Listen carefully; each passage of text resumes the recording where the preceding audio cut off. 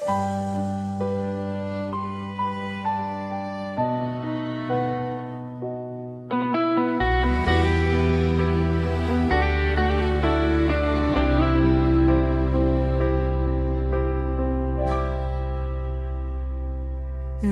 sore langit biru Trenggalek,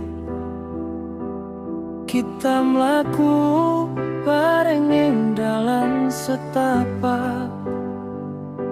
Suara banyu tumetes dadi saksi, rasa iki suwe tak simpen ing ati. Ning antarane kabut lan wit-witan, senyummu ngangetke atiku. Ora butuh tembung sing kakehan, cukup kowe ana ngancani aku.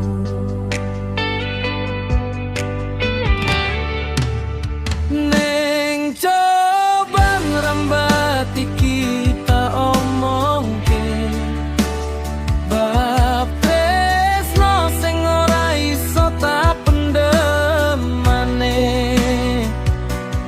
Banyu mili kaya rasane dodo, sing mili mung kanggo sliramu tresnoku.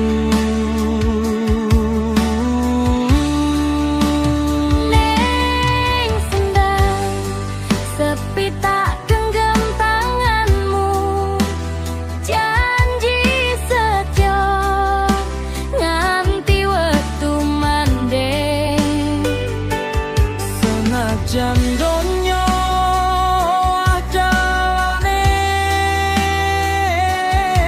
atiku tetep milih kowe selawase.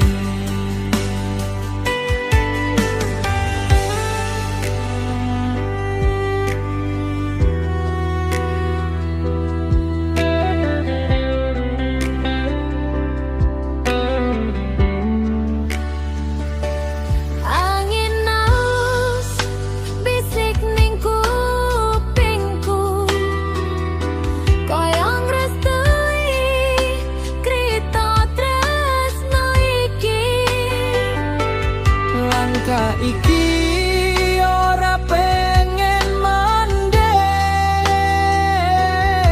yen kowe isih ana ning sisiku.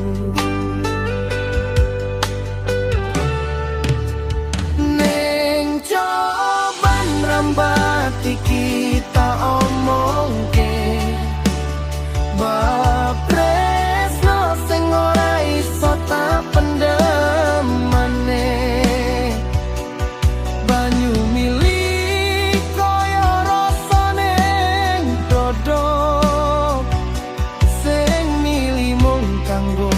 Sliramu tresnoku.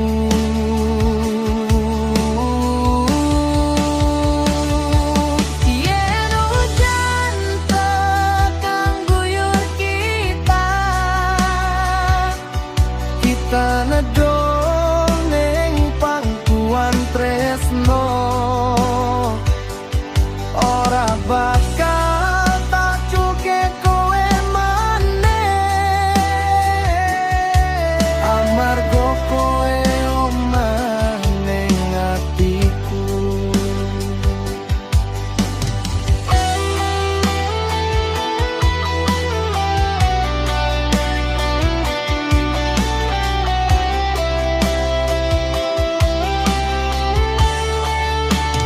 Ning panggonan iki tresno keucap ing sing endah. Coba nrambah dadi seksi, aku tresno kowe sak tenane.